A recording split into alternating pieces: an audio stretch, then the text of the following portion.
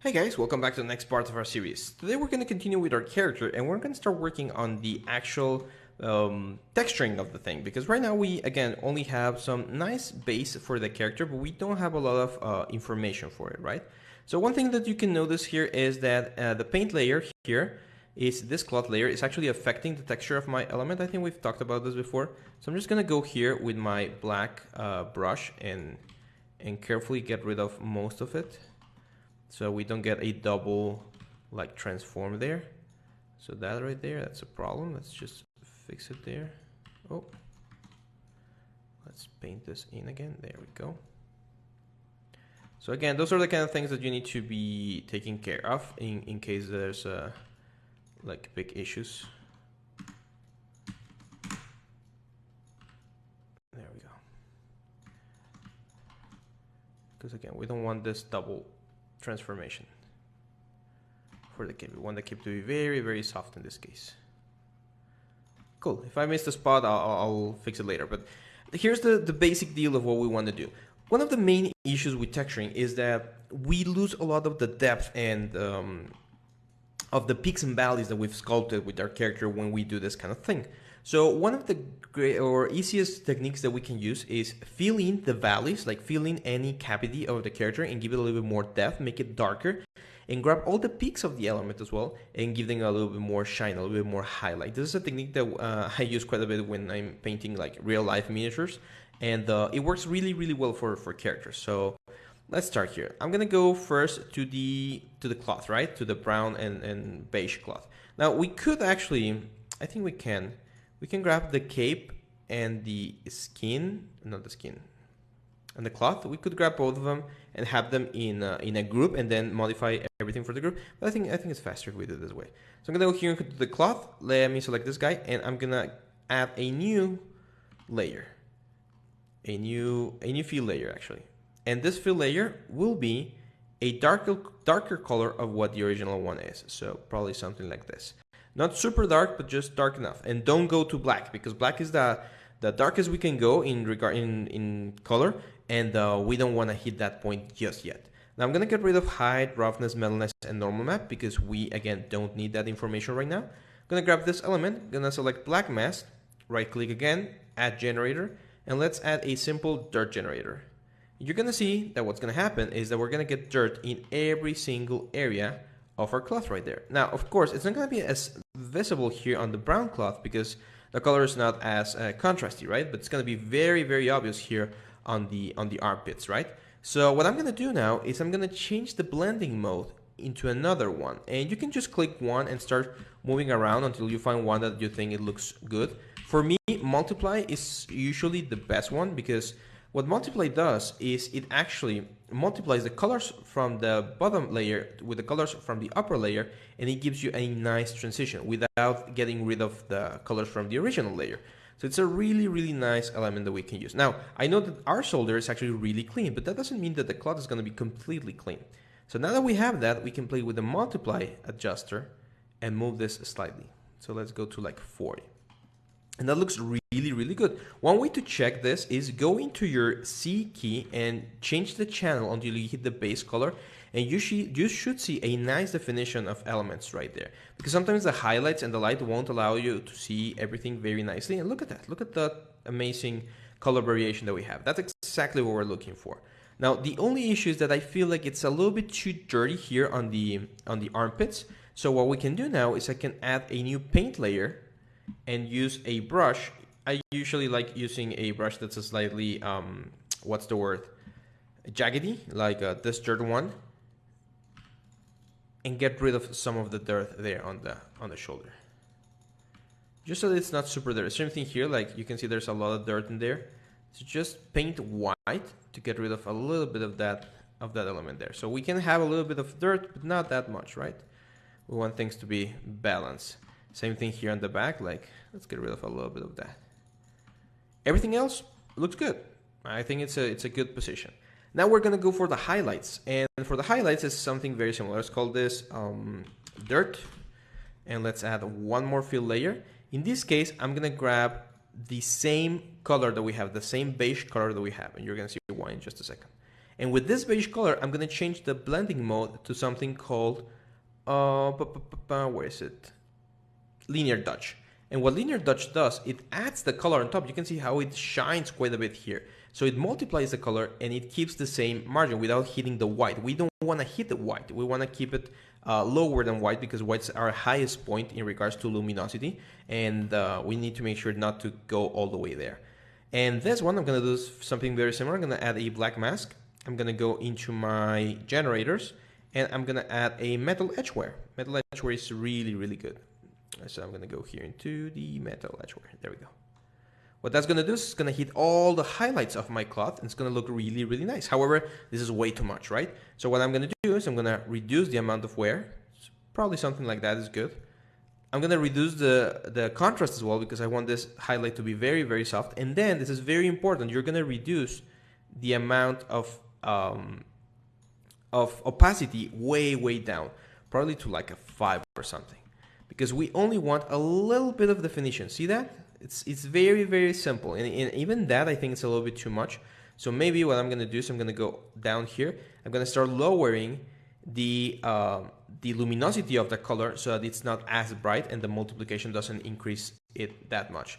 And that's it. That will give us a lot more value and a lot more volume to our character because we're not pushing and we're not getting all the definition that we worked with when we were in ZBrush. If you check the map, you should see the little lines there, like the white lines and the dark lines. We're going to have a little bit more details later on, but this is a really, really good start for our character right now. Now we need to duplicate these things. Now the cool thing is we didn't do a lot of painting, like we only painted here. So technically we could grab these things, Control C, go up here into our cape and Control B.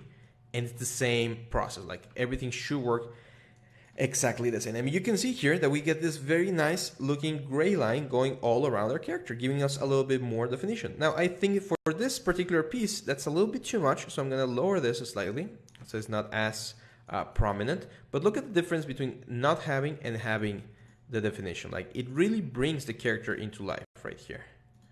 Same thing for the highlights. We might want to push the highlights slightly higher, just a little bit, because this is a little bit more of a prominent piece.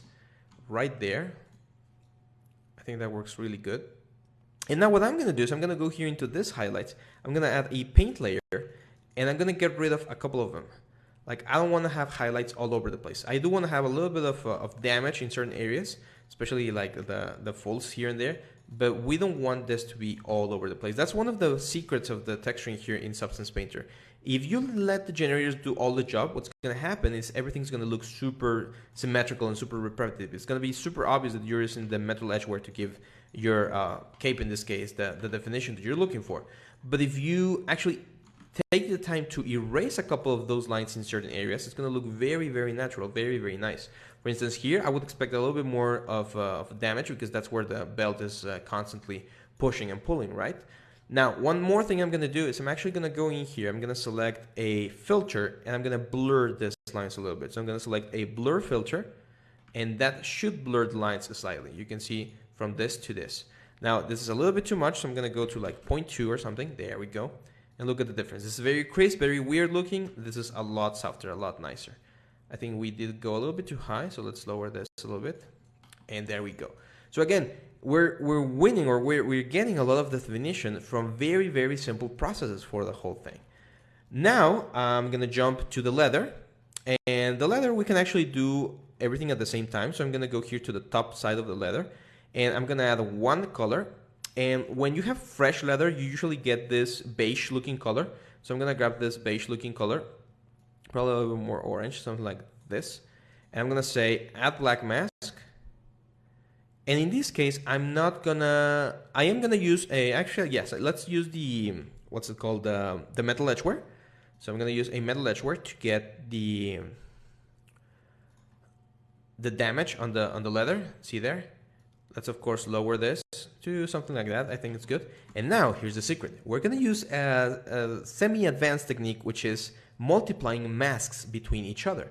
And let me show you what's gonna happen. I'm gonna grab a new fill layer here on the same element, and I'm going to look for something called marble. You're going to get this grunge marble veins, which is really, really cool because we get this pattern of cuts and stuff. I'm gonna invert that stuff.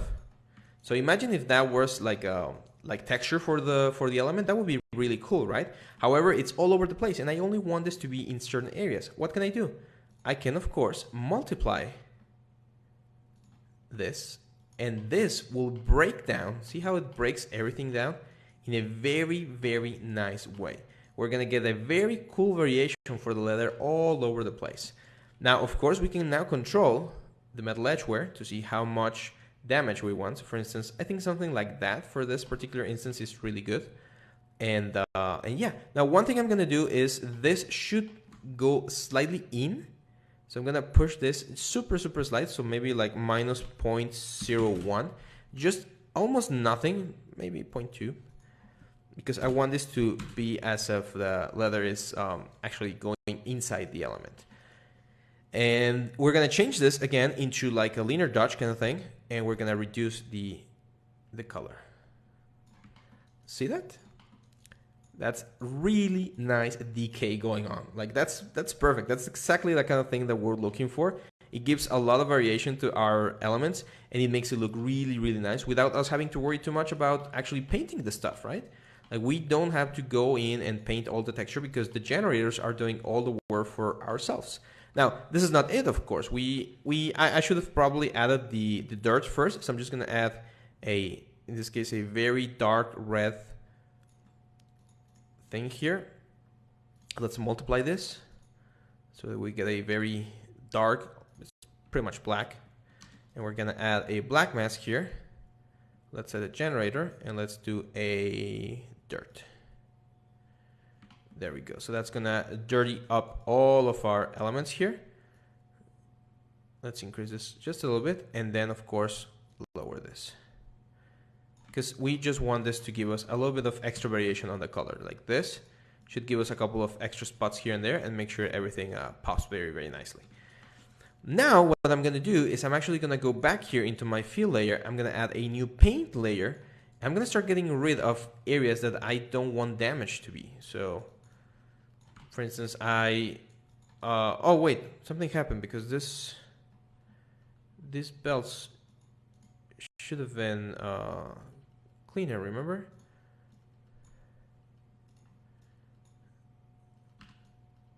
What's happening? Oh, okay. Okay. So what I'm gonna do rather is, instead of painting here, let's paint here. There we go. And that should bring our leather belts back.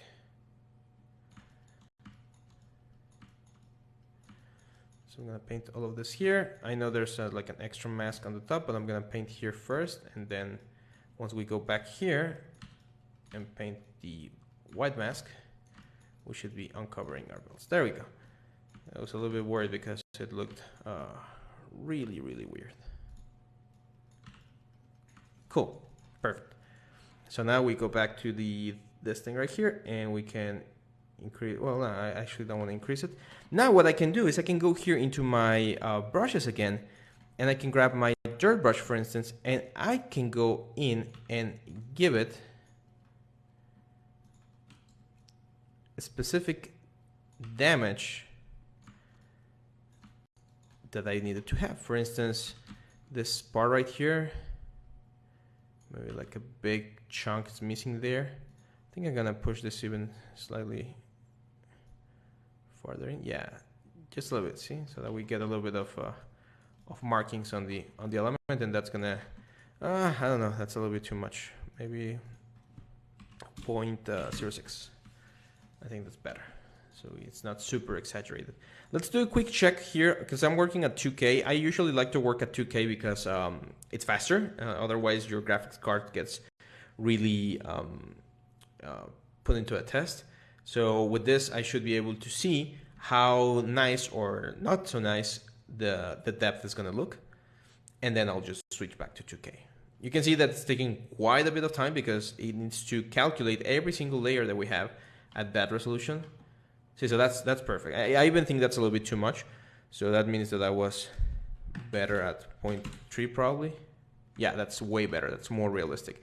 So look at that. That's going to look beautiful once we do the final texture. So that's a great place to be for us. Now, if this is starting to look a little bit too damaged, we can always dial it back. Again, this is one of the beautiful things about the way Substance Painter works, is that if you don't like something, since everything is worked or should be worked in masks, you just get rid of it and that's it. For instance, I definitely don't like hands having that much damage. So I'm gonna clean. Like, I do want to have a little bit of damage. It makes sense to have it. But again, not that much. Like, it looks like stone almost, and I don't want that.